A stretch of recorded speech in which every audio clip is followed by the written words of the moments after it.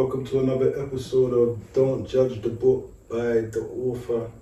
Today we have a very special guest, someone I know personally. I met via other means. We'll get into that during the interview, how we kind of met, but it was through doing the works collectively the same way. He's helped me massively on my journey. I'm so grateful to him. Before I introduce this guy, when I wrote my first book, he took a liking to it, and I'll let him explain some of that later himself as well, but he took a liking and enabled the book to be studied by students at a school in which he worked in, and I was overwhelmed by the feedback of how those young people were influenced, and not just by the way that they were influenced, by knowing that there was a young black male teacher working in a school. I never had that growing up, and very influential, not just as a teacher, going above and beyond for those students, and I felt that about him from when I first met him. So I'm not going to say too much because I could kind of go in before I introduce who he actually is, and it sounds like I'm forgetting why we're here, but we're not going to forget. We're here to introduce the author first, Ashley Hickson-Lovence. Welcome to the show, brother. It's a pleasure to have you here, and I'm humbled, and thank you for taking the time to be with me today. Blessing. Bless you, bless you. Thank you so much, Robin. Always, honestly, you can ring me at any time, and if you need me for anything, I'm there for you, bro. I'm there for you. I've noticed that over the years, and like I said, you go above and beyond. Some people are there at the end of the call, and some people go above and beyond. I just appreciate not just the work you did for me in getting the book on the curriculum, but in also just pushing it, man. Just being who you are as a teacher, as for those children. So if it was for another author and they needed to hear that message, the lengths you went to, I think, is admirable. So bless you for that, brother. But yeah, back to Ashley Hickson-Lovence, who is the man behind the books. Today we're going to talk about 3 of his books, but before we do, would you like to tell people a bit about yourself, where you're from, what got you into writing? Yeah, of course. For those who don't know you, sorry, because Ashley's quite well known in this industry. Yeah, I just thought I'd put that out there. Yeah, I would say, it's always a journey, isn't it? Like, life is a proper journey, and maybe well known to some people will never have heard of me, and that's okay, isn't it? Because I think we'll talk about this, but it's not about being well known. It's not about being famous. I don't become a writer to make money and fame. But that's what I am, a writer. My first book, The 392, came out 5 years ago, just over 5 years ago now. And it was a passion project. I wanted to write about Hackney, where I grew up. My mum still lives in Hoxton. Hackney is a very special place to me. Hoxton's a very special place to me. Buses, the 392, the whole thing is set on a bus. My dad was a bus driver. So, it's very personal. But I think whenever you write something personal, you always think about, okay, how can I make these personal stories relate to other people as well? So, that came out 5 years ago.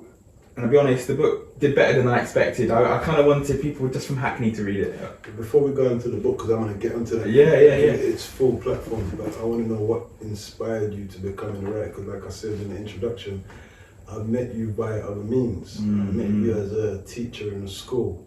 I met you very influential, but it wasn't, I don't know what influenced you to write. Have you always wanted to be a writer from young? Is it this passion, purpose, something that's always been inside you that you've always seen yourself doing?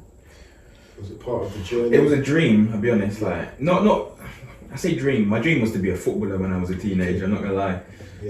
Big football fan and that. But you were saying before that your decision for the secondary school you chose was because of how good the football team was. So how did you go from wanting so badly to be a footballer to now? Yeah, I think, do you know what? I didn't read in year 7, so what's that? 11 years old. Didn't read in year 8. Okay. Didn't read much in year 9. I think I had a good English teacher, not gonna lie, and that's for 2 reasons that inspired me. I went to Aloysius, obviously North London. Aloysius. Yeah. Big up St Aloysius. St Aloysius, North London, Archway. And I had a good English teacher, and he wasn't, I don't know, like, the class was still kind of bad. Like, Aloysius is always going to be a madness in some ways, but there was something about him naturally, the fact that he wasn't a teacher, a decent teacher, but also he was an author as well, you know. Okay. I didn't know this. One time I was randomly in a bookshop and I saw his name on a book. Who is the teacher? Can we shout him out? Yeah. His name is Mr. Fowler. Mr. Fowler. Fowler. Yeah. He got a strange first name. Is Bo Fowler. B.O. Fowler. And I knew he had a strange name. And I went to the bookshop. And I was like, I swear that's my English teacher. Name stood out to you. Yeah, the name stood out to me. And then I think it was that moment where I was like, rah, he is an English teacher and he's an author. And I think from about year 10, year 11, I started to get into bits of poetry, small things. I like poetry because it was shorter than a big book. You know, it felt like it was a bit more achievable. Yeah. Digestion process. Exactly. So did your inspiration come from seeing his book on the shelf? Is that what the day when it said, yo, this is something I can do? Generally, yeah. Generally, yeah, big up Mr. Fowler. He's the inspiration. Absolutely. And then... Man. Where is Bo Fowler from? Sorry to cut you again. Where is he from? I think he's American, you know. Visualize what he looks like. Okay. We used to call him Elvis because he had like mutton chop sideburns and like a quiff. Tintin quiff. Yeah, exactly. He's a curler there. I'm not sure what he looks like now because I went to Aloysius, so it was 2002 to 2007 was my 5 years at Aloysius. But and like I said, he wasn't like the most like amazing teacher in the world, but you know he managed to do the writing thing and the teaching thing, which I found pretty special. Okay. And then I think because of him, not only did I want to become a writer, but I think because of him and a few other decent teachers as well, but I felt like I could be a teacher. I was always one of the kind of people that would be like, if my friend hadn't done their homework, I'd be like, oh look, just take mine, I don't mind. Like, I was always that kind of person. I always wanted to help people, and I wasn't like I wasn't the smartest. I was kind of like, I don't know, second set vibes out of like 6 sets, whatever, which is obviously all right, isn't it? But I wasn't like top. I never got the A's, right? I would get more like a B, C type person. But whenever my friend was struggling with homework or didn't know the question, I would just try and help them out. I just like helping people. I just like helping people. It's a beautiful thing. I can testify to that. Like I said, you helped out with Prison to the Street, so I've seen that spirit in you from I met you. But it was when I first came to the school, I remember doing a talk, big up Emily and I know, yeah. I forgot too. That's terrible. Big up everyone at Hampstead. But big up Emily and I'm going to remember her name before the end of the interview for helping out as well. But when I first came to the school, I saw, and that's how we came into contact. The book, I think, was having an interest in the school, and you've called me and I've come in and I've seen you teach. And for me, it wasn't like we're going to talk about the author journey, but I've seen you're like a Coach Carter to me. It was like, the way you care for these young children. So I don't know what Bo Fowler did for you, but the way you care for those young children, I could see the younger me learning from a teacher like yourself when I was in school. So that means they just have to commend it, man. And as well as Emily and the other lady that I'm thinking of, I can't remember her name, but there was a real teamwork of caring for these children. Definitely. Oh, Jess. Yes. Big up Jess. Look, let's talk about Prison to Street because it was a game changer in so many ways. I worked at Hampstead School. I was always I thought the curriculum in the English was a bit dry. I thought the curriculum was dry, and I was teaching Chaucer and really old texts, which I don't. Obviously, it's important. The canon's important. Look, there's a reason why these books are influential. Yeah.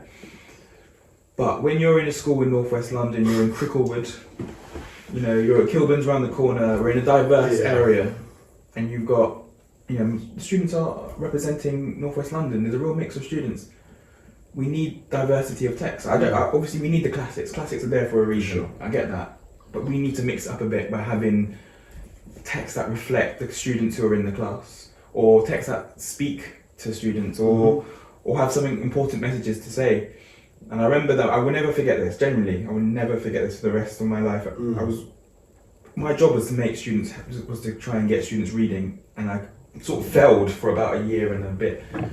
And all of a sudden, I just see students reading this yellow book.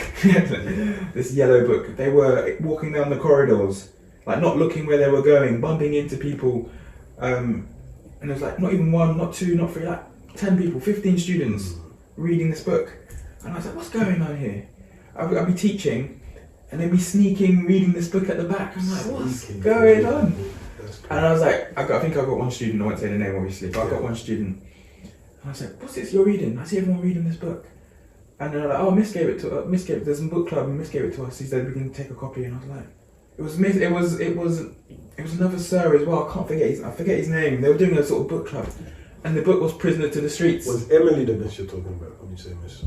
It was Emily and someone else. There was another male teacher doing a book club. Okay. A book group with your book, and it was the book that everyone was reading. Students were reading. Year 9 was Prisoner to the Streets. Okay. It had literally blown up in this space. It had blown up in this, and my job was to get students reading, and they were doing it. And then doing it like, they were just reading, and I was like, I need to read this book. And I asked Emily. Emily's like, can you get me a copy because I need to know what this book is about. Yeah. And then she found me at break time or lunchtime in the staff room, whatever. Oh no, English department room. She said, I got your copy of the book, and obviously I read it, and I was like, this is exactly what I want. Yes, the classics are important sometimes. Yes, we need to learn about the traditions of literature, and it's important to know the development of books and works and that. But also we need something that's going to speak to our students, that's got a bit more of a contemporary edge, whatever you want to call it, that will resonate with the students right now, in the current context as it was at the time. So I read it. I don't know, it took me no time to read, I'm not gonna lie. Like books, even though I read lots, like books are still, it takes a while to finish a book, innit? It takes a while. It could take a week, it could take a month, whatever. I read it in 2 days, I think, a weekend. I read it in a weekend, and I was like, right, we can't just have students reading books and not do anything about it. Yeah. What's the next step? What's the next step? And that was the beginning of the process of adding it. So I added it to the Year 9 curriculum. So they studied it after their assessment, so sort of the summer term essentially. And that was a really, I will never forget that moment in my teaching career ever, the moment of students reading for pleasure. But also there was no pushback when I said, all right, I'm going to put this on the curriculum. There was definitely a good positive vibe about it. And then that started a positive relationship with yourself, Robin, who I'm still immensely grateful for, not only for your words, but also, likewise, everything else, And it's been a mad journey. And when will we meet? So when was that year? Because that's when we really, I would say, I'm saying 2016, 2015. I think it was 2016. Yeah, I'm far off. Yeah, it was 2016. I think it's 2016. Yeah, end of 2016. Yeah, something like that. I think I read it end 2016 and I added it on 2017, I think. And then, for me, it's the way you actioned. You just got things done. It wasn't like, it was such a genuine thing to do. What you did, selfless thing to do, selfless act and thoughtful act at the same time. It means a lot to me. So you say you'll never forget what you saw. I'll never forget that someone, and I know everyone's talked about this book being on the curriculum, but someone took the interest to put the work in to actually make it something that was studied. Like, I still don't know what that looks like. I hear it. I say it, yeah, my book was on the curriculum for a little while in one school, but I still don't know what that looks like. And I say it, but I don't want to take props for it. I give props to you because you made it happen. You understand? So after that, we tried to get the book on the curriculum in a broader, around the rest of the country, so it could be taken seriously. But that never happened. But for me, that was a massive letdown that never happened. And just to conclude, because I want to move away from this, I just want to show people how we met and just get this out of the way before we get into the meat of the interview. But we did do a documentary with, and I want to apologise publicly to all the young children who never got to be seen on BBC One show, who thought they were going to be seen after signing the consent forms. Because we did a documentary BBC One show which was meant to highlight that Mr. Ashley Hickson-Lovence had got the book on the curriculum. And we filmed in the school, we showed them with the books, we did scenes, but BBC One show seemed to be more interested in talking about a woman's son who I stabbed when I was younger, and not even telling that story properly. They told the story like I was the bad guy and he was the good guy, and there was a mob of us, which isn't true. So they sensationalized the story, which was such a beautiful thing. They could have highlighted. They even called the mother of the son I was on trial for stabbing on the platform on the sofa, and they never called myself. So I knew the agenda was always about that. But then the short film documentary, which is available on YouTube now, it's nothing of what I wanted and nothing to do with what this man did for me. And I'll never forget what he's done for me. So for people who don't know, it was edited out, the whole part of the book being on the curriculum for BBC One show. So I'm re-highlighting that we have achieved something, although the world doesn't want to talk about it. And it could have been on the curriculum had it been on BBC One show, but it's not a failure, it's a lesson learned. I just want to show my utmost gratitude to the Most High and for actually pushing the work for it to be there. So for me, it's still a win. Yeah. And I just want to say, bro, to your face, I've said it before, thank you for going to that, those lengths to enable the children to have that and for me to witness that. I'll never forget that. No, man. That's what I wanted to say on that. Listen, it wasn't a chore, it was a delight, it was important. Yeah, it felt like it was I'll never forget it. It was a magical moment. Like I said, so yeah, we introduced it to the Year 9 scheme of work at Hampstead, and that meant upskilling teachers how to teach it and read it, and what extracts we should focus on and all that sort of thing. And it wasn't a chore, it was a delight, because the kids were engaging, all kids from all backgrounds,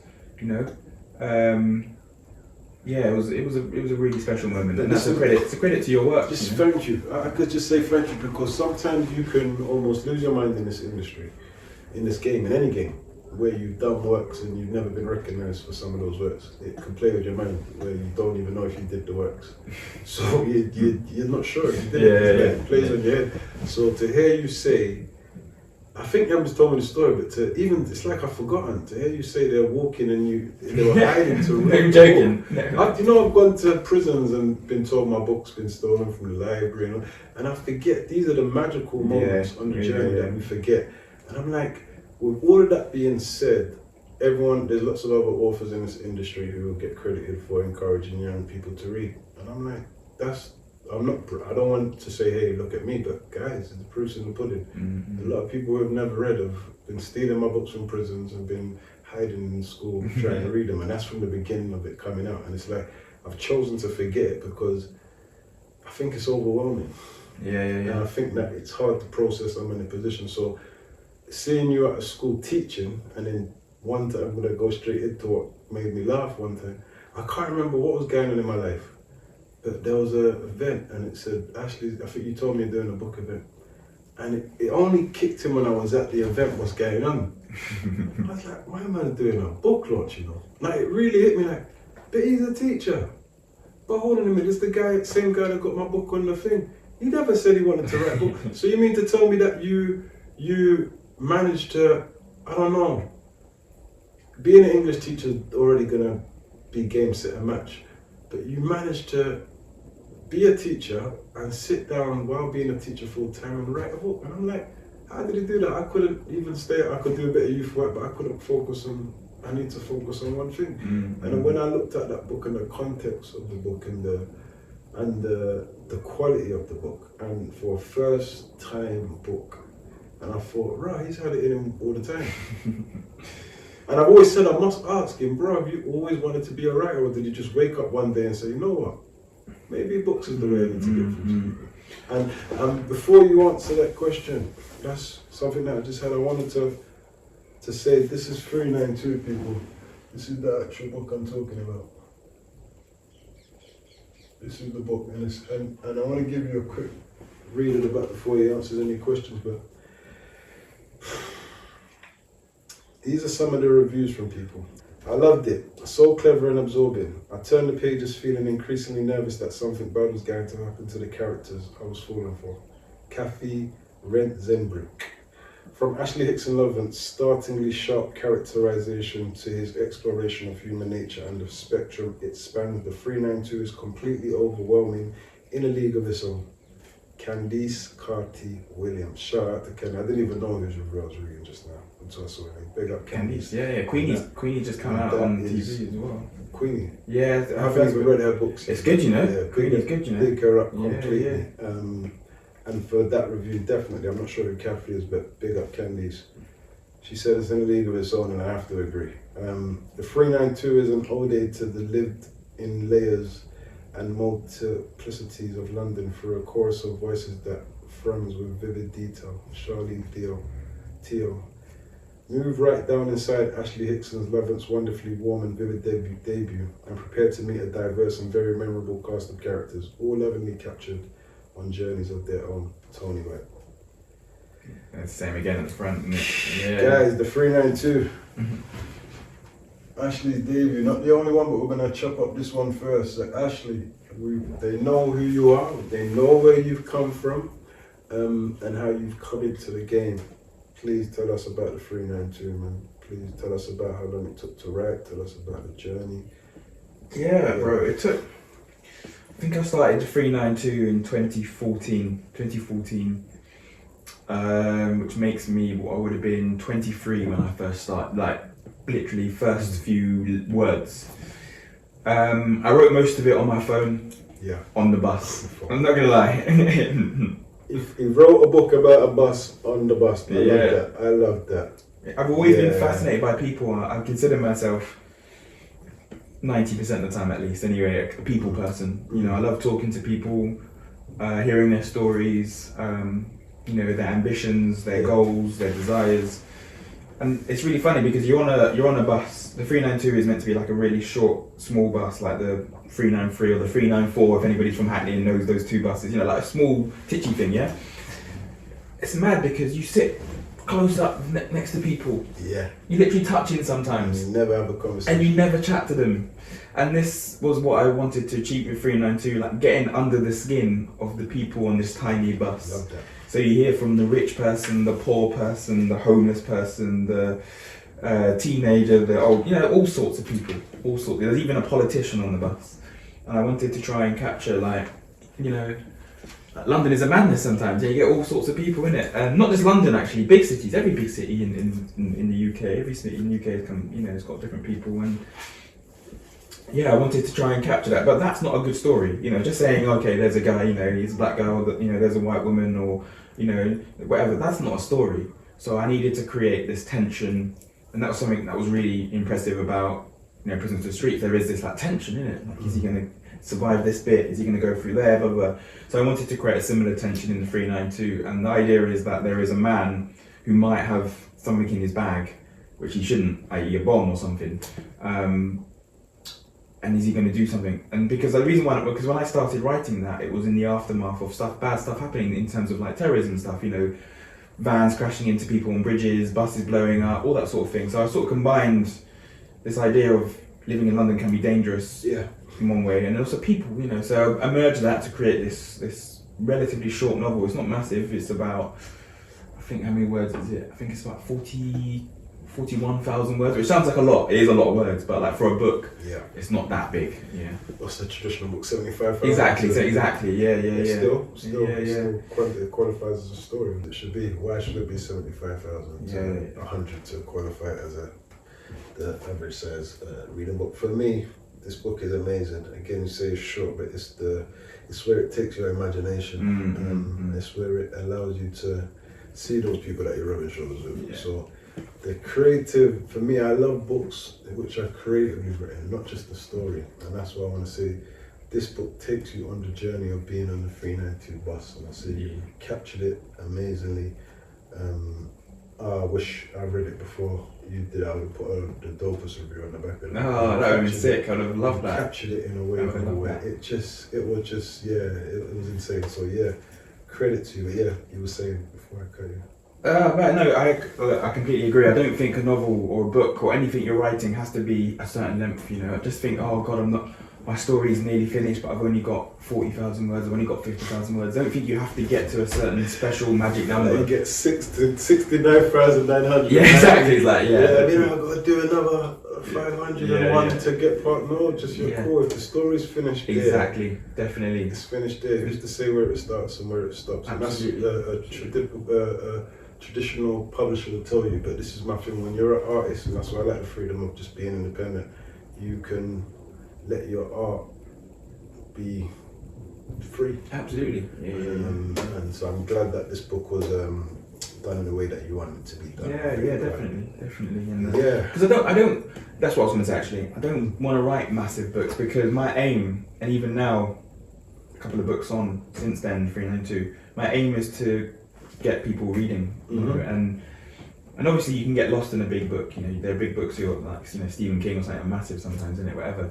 But for me, I don't want it to be put people off. I want people to go, wow, do you know what? I can read that. You know, it won't take me that long. Or that's what my aim is. That's my books. None of my books are going to be super long in the future. None of my books are super long as it is at the moment. You know, I don't. For me, my big thing is, my big passion is not to be a famous writer, is not to make millions, but it is to try and get as many people reading books, you know, whether that be from secondary school students or in university or in prison, whatever it is, you know, all kinds of people reading books. So I had a question for you, but was that motivational to see the kids writing the book, as in to say that you can get through to them instead of as a teacher, you could teach them through books? Is that what, because you seem to want to teach, you seem to have a knowledge and creativity get a bit, but was that where you realised, you know, that's the main vessel for me to read? Definitely. Teach is what I do as a job, is what I am as well as a person, so that's probably a 9 to 5, but the essence of my art is going to come through, of translating, is going to come through, right? Definitely. That's what I get when I talk to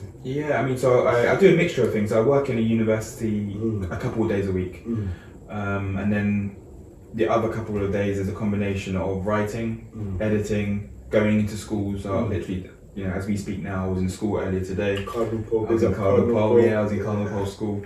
So it's a combination of things I do, because let's be honest, and we can talk about this, you know, writing is not going to make you millions to begin with. You know, probably not at all, I'll be honest. I'm going to be honest with you. Maybe if you sell Netflix film rights and you have a few series, and maybe you're talking the big bucks, but you know, at this level, I'm approaching mid-30s now. I'm not going to make millions at this stage. Maybe if I write bigger things, but so you need to have other things. You know, you need to do a bit of teaching, bit of assemblies and workshops and whatever. You know, and yeah, I think when I was teaching, which I loved, and I still love doing that and going into schools, but I don't want to be teaching how to write a paragraph of essay writing. We call it PEE, where you like point, evidence, explanation. I don't want to do that. You know, I want students to have a bit more fun with literature. I want them to read something engaging. I want them to write something creative about their life. You know, I don't want to be teaching them, you know, sort of boring text or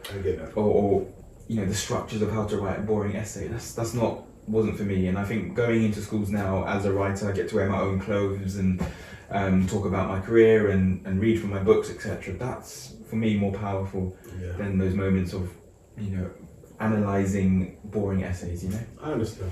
Yeah. Going back to the name of the podcast, Don't Judge a Book by the Author, I suppose that you say you wouldn't make millions or X, Y, Z, and this is why I want to create a platform for us that's to be respected.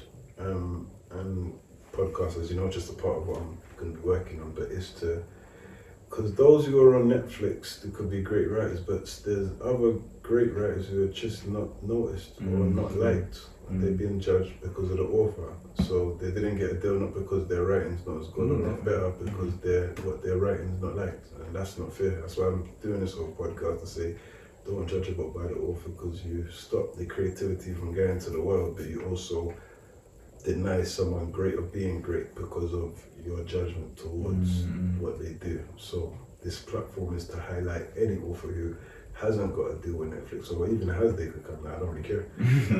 But just to highlight, we can have the same conversations, and I'm sure they'll say the same things in agreement with me. The industry is not always, not always, 9 times out of 10 it's not for people to get paid for what they're really worth.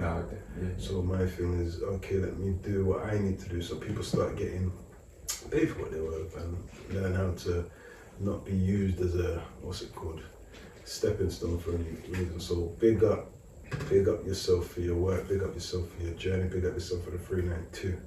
And big up any aspiring authors who have read this or want to come off the back of that. I had a question. And it was, you said your dad was a bus driver. He was, yeah.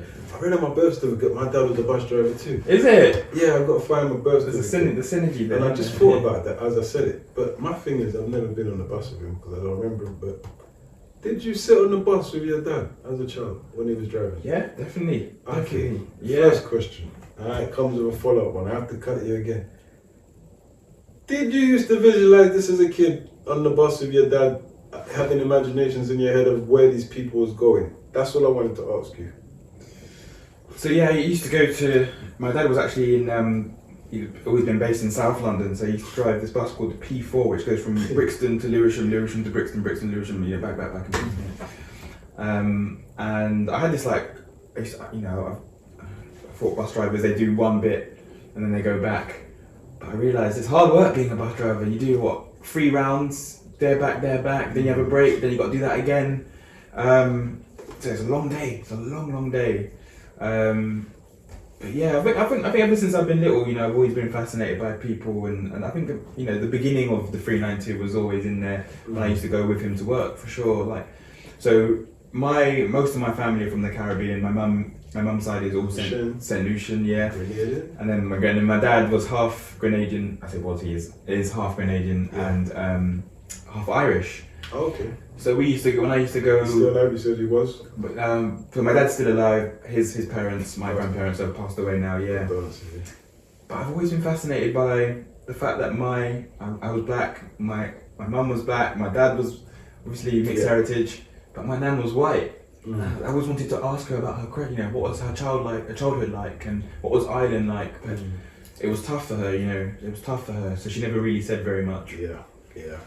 She married a black man, my granddad, and they just disowned her. They didn't like her. They didn't like the fact that she crossed over. Yeah, basically, yeah. So it was tough. I use that word, crossed over. Say it like a stupid terminology. It's only because I got a book in the making about something, couldn't I? I made that joke, but interracial relations and like it's a no-go. Yeah. So it was a madness. But I've always been I want to know about her story, and because she never really divulged too much, and she never said too much. I think I've painful, man. So there's a character. The character Gloria in the book is based on my nan. The character is okay. The character Gloria in the 392 is my nan. So yeah, it all comes. So all of these characters based on people you know, because there's one called Boxer as well. Yeah. Are they all based on people you know? Yeah. Personally. Cool. And you just transformed it into. Yeah. I love how your creative brain works, and the fact that you said you used to be that kid on the bus. Going from Brixton to Lewisham. I know as a child, you've always, even if it's subconsciously, where these people going? And your dad's driving that bus. That is a big up your dad. Definitely. Again, whether he knows or not, he's on part of this book. He'll be watching. Bringing you on the bus is what I'm saying. He helped you get that imagination side. Definitely. Pumping through the first book. So I want to big up 392. But can you give me a review on that you received about this book before we go into the next? To tell people, the feedback you've got of it, really. And it's something that's been meaningful to you. The most meaningful reviews. They could be they could have just been something that happened. Like for me, you put my book in the curriculum. It's not a review. That's the most meaningful. So it could be a review or something, the most meaningful experience. Yeah, it's mad because, I really thought it was just going to be my friends, family, and a few other people in Hackney reading it. I generally thought that, just to get the book published was, when I was younger, that was just the thing, the book's out, innit? That's the thing. But it's, it still finds readers now, 5 years later, I get messages on it. So to get published, sorry to cut you, published by Own It. Won't forget, big up Own It for publishing this book, because this book is a powerful book, so I want to shout out Own It for publishing. Definitely. It's out, innit? And I've got that on my shelf, and I look at it sometimes and go, wow, look, that's what you should do as well. You're like, I did it. 4 years. It took me 4 years to write, and then another year. It's like year of editing and cover design and all that. Finalising stuff. Yeah, and that was so 5 Probably years. going over it 100 times. Yeah, definitely. So it took a long time. But I would say about the review thing. Yeah. This will stay with me. It's the fact that my friend from Aloysius, from Aloysius, from my school, said it was the first book that he'd read cover to cover since Aloysius. That was the first book he's read cover to cover since Aloysius. Yeah, that's the best. Since we had to do books for GCSE or whatever it is. Yeah, That's it. And for me, that will stay with me because. And that wasn't because, just to be sure, I meant to make sure people know, it's not because he was your friend. No. It's because the book is that engaging. That's what it is. It's like you're on the bus, people. So yeah. That's always going to be my aim, you know. Like, yeah. Sorry, let me not downplay. I just worded it wrong. I don't want to do a disservice. It's not like you're on a bus, people. It's like you're on a bus, but you know every character on the bus. Yeah. And it's weird because I say you know all the characters, but you're the reader, so they don't know you. But you know everything about them. It's a magical written type of book, so I just want to make sure I give it its credit. Thank you, Robin. And that's it. I mean, that for me epitomizes what I want to do. You know, I want to. I always think about my friends from Aloysius. You know, thinking, would they read my work? And if they say no, it means I've done something wrong. As far as I see it, that's my aim. My aim is to try and get my friends, you know, my boys when I was back at Aloysius. You know, if I don't ever want my work to be pretentious because that's just not who I'm about. Yeah. You know, I want my work to be as accessible and relatable as possible. You know? And I think it's done exactly that. If you ask me, so people, 392. Where's 392 available? Where can people get that book? Listen, you know that phrase, all good bookshops, doesn't always apply. But New Beacons, because that's one of my favourite New Beacons. Yeah, it's that Finsbury Park, isn't it? Yeah, definitely. Is it on Sully Store Black Child Promotions? I don't know, you know. I don't know. I need to find out about that. I'm gonna donate my copy thereafter. Oh, nice. Yeah, no, I'm not gonna donate my copy. No, you're not. I'm gonna get another copy. And I respect that, Robin. Then I get my copy. No, all the good places, and also, you know, if you're Audible in it, audiobook as well. So Amazon Audible. Yeah. So you can download Amazon Audible app. Yeah, so people don't do that and buy the book online, ebooks. That's it. Yeah, Kindle, everything. Yeah. So we must celebrate 392 because there's always a first book I feel like you have to give a lot of credit to when you do a first book, and just pay credit to your beginning, and then it's always hard to have a follow-up. It's the beginning that's the hard part, but definitely the pressure you put on yourself for the follow-up. But here is the follow-up, and this is a book I haven't read yet. Didn't know too much about. Quite frustratingly, because I've heard what this book is about, and I'm so excited. Don't know why I haven't heard about this book. It's a disservice to the book game, but the Raya Rennie Show, damn right it is. From Jamaica to Sheffield to the recently formed Premier League, Yuri rises through the ranks as a referee, making it to the highest level of our national game. But along the way, he is confronted with tension and prejudices, old and new, which emerge as his every move is watched, analysed and commented on. Your show is the thrilling story of one man's pioneering efforts to make it against the odds to the very top of his profession and beyond. Highly accomplished novel, a gripping, thought-provoking and important read, Daily Mail. Incredibly moving, whether a fan of football or not, readers will love this novel and its ultimate message, one of hope, Nick Bradley. Memorable and moving, Your Show is a remarkable book. Jonathan Liu, Guardian. Ashley, Hickson-Lovence, I have to say your name. Bro, again, well done. Proud of you for this. The football novel is back. The Times, Your Show. Wonderful. Irinosen Okoji. Fantastic. Candice Carty-Williams, big up Candice again. A novel rich in both poetry and detail. David Pierce. Yeah. So Your Show, tell us about this book, man. It's a great story what you told me off camera, so please tell us a bit about it. Let's give this guy his roses. Yeah, listen, I can't. You know, I'm so happy to have this book published, and it was tough. It was tough in so many ways. It's always tough releasing a second creative output of anything, whether that be a second album, second book. You know, it's always going to be hard. But to write about this guy from Jamaica, he was born in Jamaica in the late 50s. He moved to Sheffield as a teenager in the 1970s, and he became the first black football referee in the Premier League. Say that again? The first black football referee in the Premier League in 1997. It was even called the Premiership back then. You might remember the Premiership. It was called the Premiership back in 1997, and he was there, apart from 1 year off, he was there from 1997 to 2008. Wow. And he was the only black man.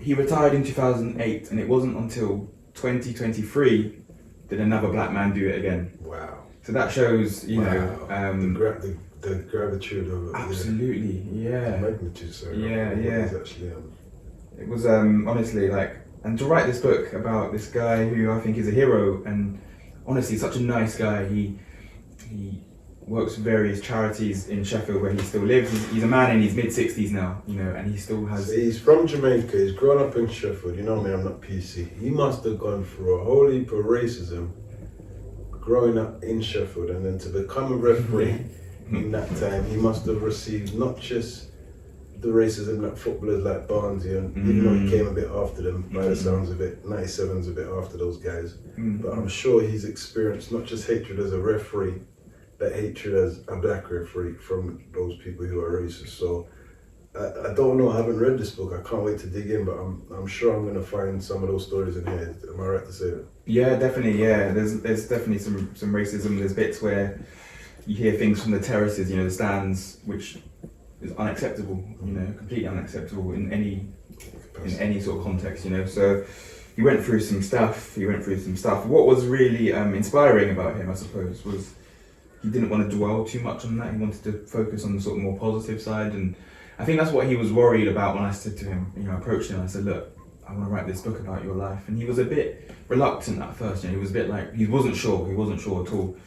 I think he was worried that I was just going to focus on just the negative. And there was lots of negative. Yeah. There were lots of negative. Let's be, you know, like I said, you know, Yeah, he's achieved so much. it's hard to be a black man in 2024. Yeah. Imagine what it was like in the 70s and 80s and 90s and noughties, yes, and especially in the public light like he was.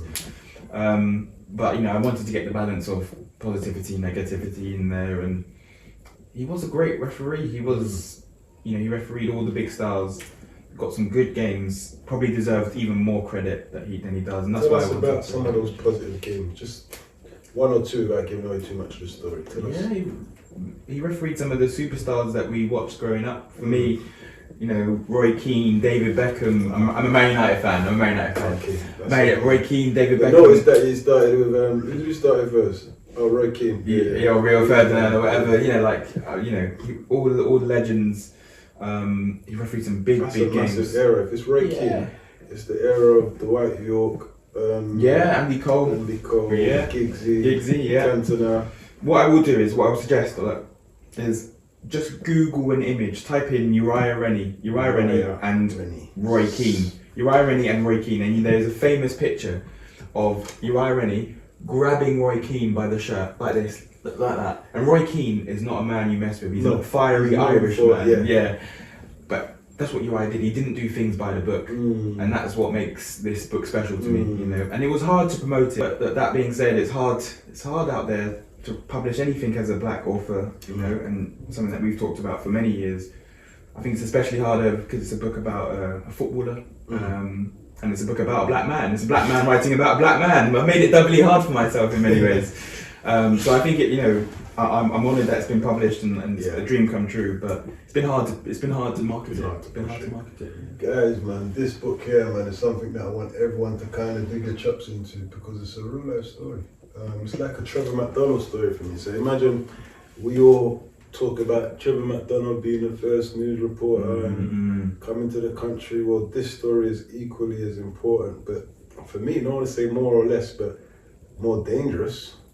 It's not being on the news than being on the news presenting what you're told. You're making decisions, which there's lots of racist football teams. I can't imagine him at Millwall, Chelsea. Yeah. I'm not gonna lie. He did it, you know. He did it. I know these things happen, so I can't imagine. I know. And it's like,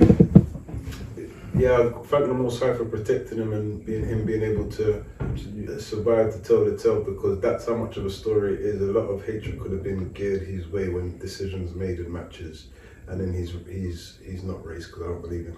Okay, the color of his skin and the country he's from would have made people have hate towards him. So salute you, Uriah. Seeing your face as a child, to see your face on the book, it's just salutations. I would love to see this book taken more seriously. That's all I can say. How did Uriah feel about the book now himself? After, I know you as the writer, as the author, but how does he feel? Yeah, it's Because really, it's, don't judge the book by the author, but he is kind of, it's his story. So how does he feel judged now? Does he feel more judged? Is he happy with the end results? Has he shared with you how he's felt? I think yes, it's a very important question, because I think I had a responsibility to make sure that I was presenting it. Yeah, factually, exactly that. So there was a bit of, I had sleepless nights writing it, because I was like, okay, have I gone too far, or have I not gone far enough in some cases? When I'm talking about not only just the football, but his family, or where he grew up, or his siblings, or whatever it is, So I had some sleepless nights about it, definitely. Yeah. But his reaction has been blessed. I think he wasn't keen to begin with when I said that I wanted to write this book. He's quite a private man. Could tell. He was quite a private man, and when I said I wanted to write a book, it took a conversation, 1-2 hours. We had coffee in Sheffield, and I said what I wanted to do and what I wanted to achieve, and I wanted to see more black referees. Yeah, in the future. And it's happening. It's sort of happening. I'm not gonna lie, it's happening. So and we speak on WhatsApp and that, and we have a decent relationship for sure. We always ask me how's my family and all that sort of stuff. It's And beautiful. I do the same thing. We're always looking to meet. Sheffield is not the easiest place to get to in the world, but we're looking to meet and link up in that for sure. But he's been positive. I want to big up yourself for seeing that as an important story. Yeah. It's very important that you saw that again, like you did in my work in the curriculum. It's like you can see what's important and what needs to be told. But it's not just that his story is important. I want to thank him, for seeing the importance of letting his story be told through the lens of another black author, to be blunt. I think there's a connection there. You understand, he who knows it feels it type of thing. So I'm just grateful that he allowed you to write it. I'm grateful that he let his guard down and allowed the story for his roses to be sung. Because a lot of people just do things, they don't want to be remembered for them. They're just doing it, just being. And I get that feeling from watching him, that he's not someone who really cared. Yeah. Just wants to do the work, and he doesn't want to be cared for or respected for being the first. But we honour that as a people, so I'm just going to let you know, we write big up yourself personally for me and the people. Definitely. Congratulations. And this book is available where? You're sure? Definitely all good places, all good bookshops, all good bookshops. Also. Yeah, all the names you mentioned before, hopefully, and yeah, online, also on Audible as well. So Audible. Yeah. Man. So big up to Uriah, big up to Ashley for that. Now, we conclude the third piece. Wild East. Ashley Hickson-Lovence. Why am I even actually act like I don't know how to say it? That's how I know I'm dyslexic. Ashley Hickson-Lovence. When life's off track, put pen to paper and find your way back. Pen in one hand on my wrist, a ticking clock. I've got to make this work. Just need a little luck. When 14-year-old Ronnie's life is struck by tragedy, his mum decides it's finally time they move to East London, to East Anglia.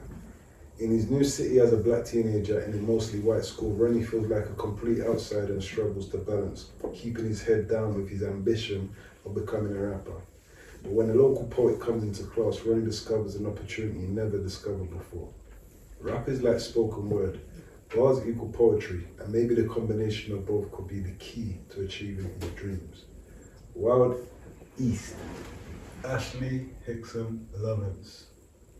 There we go, people. We conclude. See, this one has got Penguin on the front. It does. So we are now published by Penguin. So big up Penguin for noticing another talent within my diaspora. You go and get it. Love this. Yeah, tell us about this book. I know nothing about. This is another. I've heard about when I say I know nothing. So I've seen recently on social media you've been going around heavy doing work. Yeah, I've been doing busy. events, So I've heard of the book via the events, but I've not heard of the book via me and you discussing its details. And I'm glad to have a copy in my hand. So yeah. Thank you, brother. Yeah, it's yours to keep. I've signed that for you, of course, all day. And so it's new, fresh. Showing off now. Came out at the beginning. No, mid-May it came out. So yeah, still in its early stages. Mid-May, you say? Mid-May, yeah. Hey, freshy. Yeah. Freshy. So still doing, still like, seeing what people think of it and that. And then the book is about a young boy who's from Hackney originally. In the first chapter, which I'll read a tiny bit of actually in a minute. In the first chapter, he loses his friend. His friend is stabbed on a bus. and which is based on a true story actually. A friend back in 2007, and a friend of mine back in 2007, R.I.P. Naz. And rest the rising power. Definitely. And so his mum's like, that's enough. I can't be dealing with this. You can't be losing your friends. You could be next. We're moving to East Anglia, and it's a big move. You know, that he's a black boy. His mum's black. And he moves to this predominantly white area, and it's about how he copes, trying to get used to this new city, and trying to keep his dream of music. Music is the therapy for him. You know, writing song lyrics, right? Not just rap, but like all kinds of sort of spoken word type vibes, and dealing with his death of his friend, dealing with the new area, and the temptation of what we call county lines as well is also a big thing that he's dealing with. Teenagers deal with a lot, and Ronnie is dealing with a lot in the book, and he goes through love, he goes through joy, he goes through grief, he goes through temptation. He goes through a lot of emotions in that book. So it's just navigating himself through the teenage journey. And you've captured it in a lot of these. Cool. Yeah, can I hear you read the part? I'll just read a few, like a minute or two. So as I read it, you probably hear that it's kind of written. It's a story. Can I follow with you? What page? Yeah, page 3. Cool. There's quite a few different pages at the beginning, but it starts on page 3. And I talked about the scene on the bus, yeah. And this is Ronnie is my main character. His best friend is called Maz. Now Maz is a version of my friend called Naz, who lost his life back in 2007. I've changed the name obviously, and I've changed the ages a little bit, but the emotion is real from what happened. A glance as sharp as a shard of broken glass. His dark eyes slicing souls open with crystal clear precision.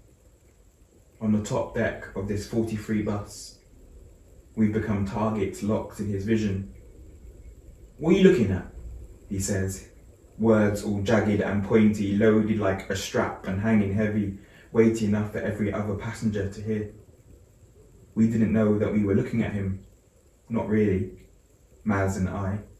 No more than a little peep if we were. Certainly didn't mean to cause offence. We've just been chilling in all honesty, chatting and joking around, doing stupid impressions of our teachers and stuff, but this guy sat at the very back is getting all riled up.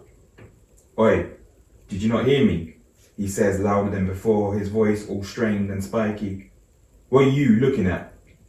He seems to be addressing me now only. He sat with this other guy, quieter but looks just as menacing. They're both like 16, 17, 18 at a stretch maybe. Either way, just a few years older than us, and unlike Maz and me, not in school uniform. I think they've got it twisted because I know I've never seen either of them before. Where I come from, you remember every spot, scratch or scar of someone's face, so this must be a case of mistaken identity. It has to be. The two of them sit sprawled across the 5 seats at the back, and we're sat half turned to them. Maz is on one side of the aisle, me on the other. Just a few rows in front on the top deck of this double-decker bus, the current scene of this unprovoked, but not totally unexpected verbal attack. You see, when you live in London, you can't ever let your guard down just like that. Me and Maz, best friends since year 7, same form, class, school, football team, always get this bus home together, take it basically every day from our school in Archway, past Holloway and Highbury, along City Road, through Islington and into Hackney. Maz is mad good at art, wants to do it for GCSE. He's a guaranteed grade 9, easily one of the best in the year, maybe even the whole school, good at doing realistic portraits of people and landscapes of the city. But this picture here is not looking pretty. In seconds, the mood has shifted. This guy is serious, and now the blood's proper thumping under my skin, as painful as punches to the ribs. He's angrily pointing his fingers at me, and his fury is hard to ignore. We're definitely looking at him now, even if we weren't looking before.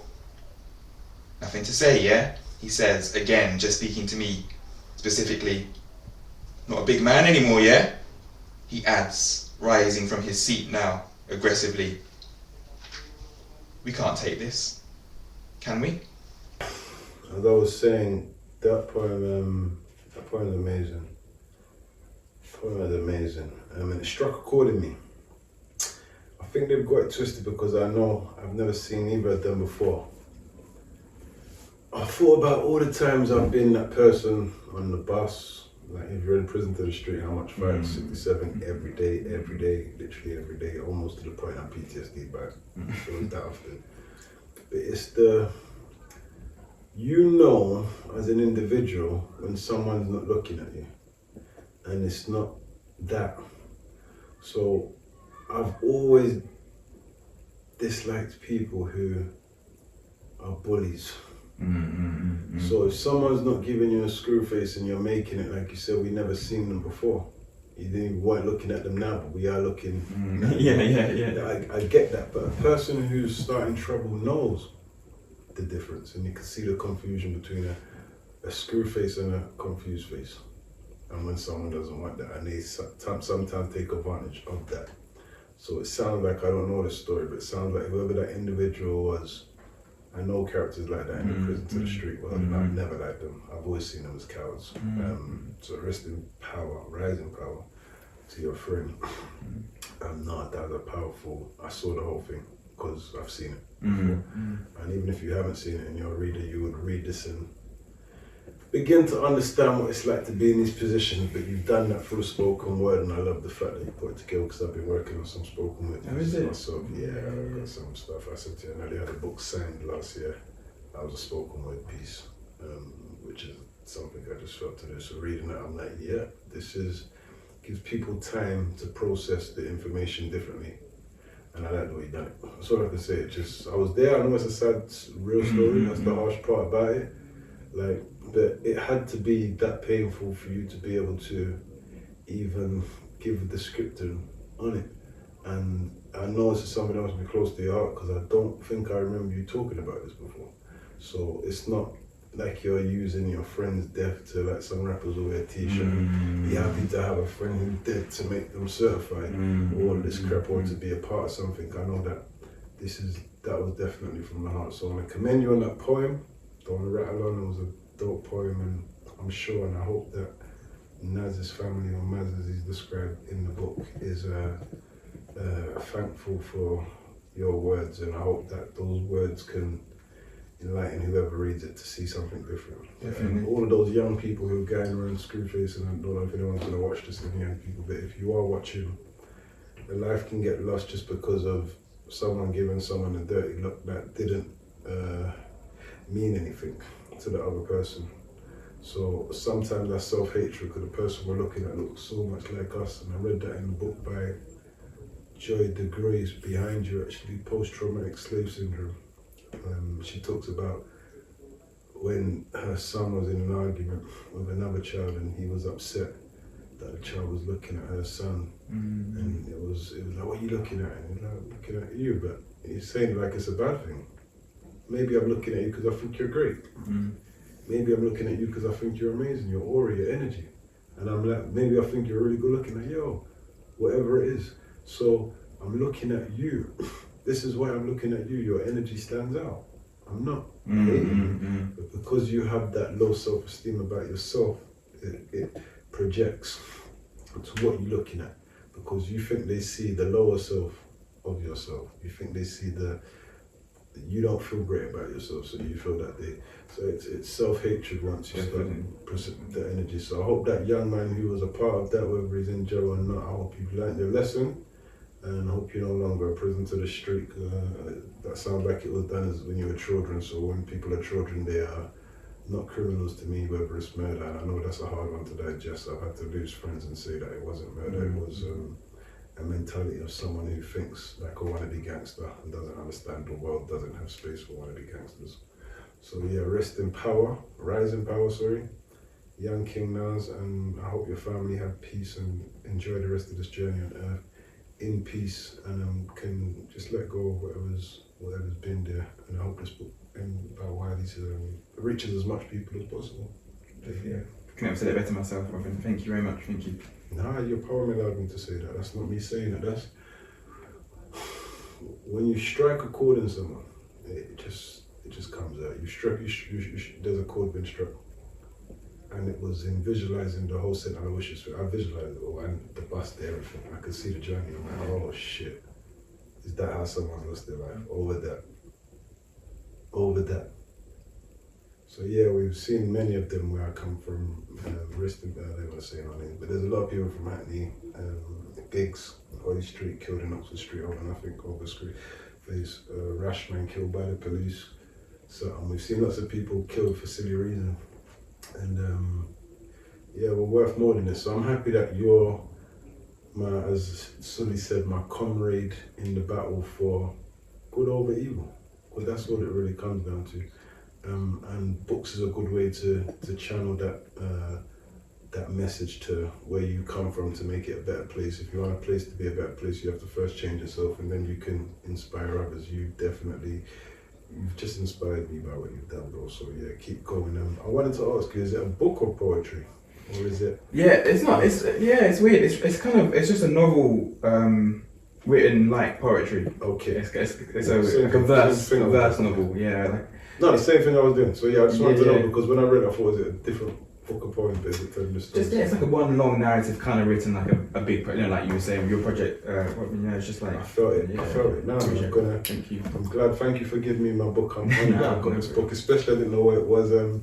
This is the end of episode 2, end of season 2. So it gives me a bit of time. I won't explain what I'm doing, but the fact that I'm finishing this episode now gives me a bit of reading time. So before season 3, I'm going to feedback about your book. And yeah, I told you there's an event in December I would love to invite you to. I'm not going to talk too much on it now, but bro, man, really respect what you've done in this industry. I'm very excited to, because we're still early days in this journey. Definitely. To look at next 10 years, see where you've got to, what you've done, probably living in Florida or Miami or whatever. Not sure about that, brother. Not sure about that. Congratulations on your biggest achievement, bro. I'm not going to get into your biggest achievement. I don't want to get into things I don't know what I have to talk about, but congratulations, my brother. That's the biggest achievement for me, and God has blessed you. Thank you so much. So yeah, that was it, really. Thank you so much for the time and just the support and everything you've done for the industry. So it's a real honour to speak to you today, and just blessings always, brother. Blessings always. Listen, likewise, man. The pleasure is equal. I've said it to a few people. There's so much people I have mutual respect for. I don't like being put in any regard like on a pedestal, because it's not that. There's people who are way more talented, and with so much space. When I say way more talented, that's probably not even the truth. Way more talented at what they do. I'm way more talented at what I do. Everyone's got their own lane. There's room for everyone to do what they do. That's the beauty of me trying to highlight this for all of those authors who are trying to compete, trying to be the main light, trying to be the only focus, trying to be the first black author like you, Rai was the first. We ain't got time for that, because one hand can't clap. And a multiple group of voices writing books for young people gives them a diverse option to, and that doesn't just go for black people, the working class, white, the Asian, whatever it is. Their voices are equally as important to me. I'm talking about a system that doesn't let those voices be heard. So any authors from those backgrounds, personally, we'll look it up. We'll hook it up where they can come down for season 3. Anyone, any background who's not being treated properly in this industry based on whatever reason, who's being judged. So with that being said, so proud of you again. I'm going to say it again for those 3 books. We've got Your Show, 392 and Wild East People. Just another quick look for you guys. There's the 392. There's Wild East. And Your Show. Guys, these books are all available, like Ash said, at all your good bookshops, good book outlets. Quickly, have you got any reviews on that Wild East book yet?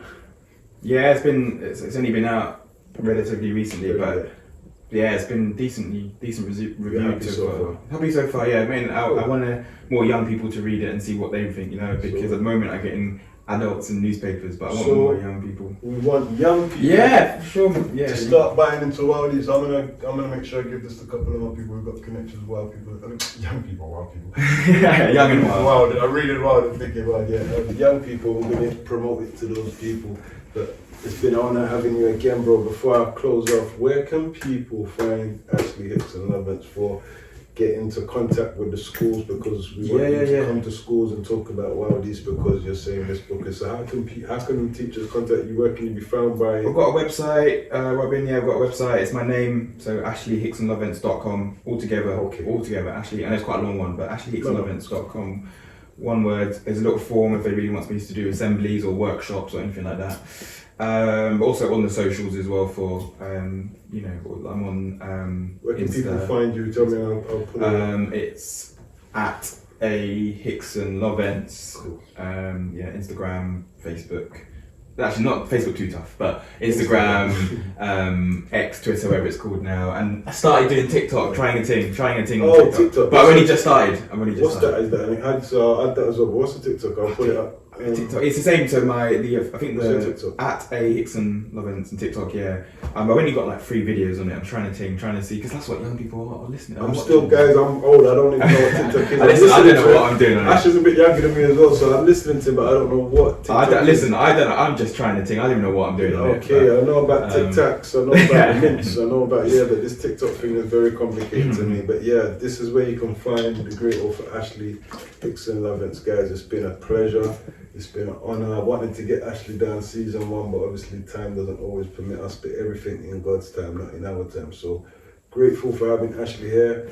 Grateful for doing season number 2. May any authors you are interested in coming to tell their stories and promote their stories, feel free. It's been a pleasure. We give thanks to the Most High. We give thanks for this day. Amen. Blessings, bro. Thank you. Pleasure. Thank you. Any last words anyone you want to big up before we sign out?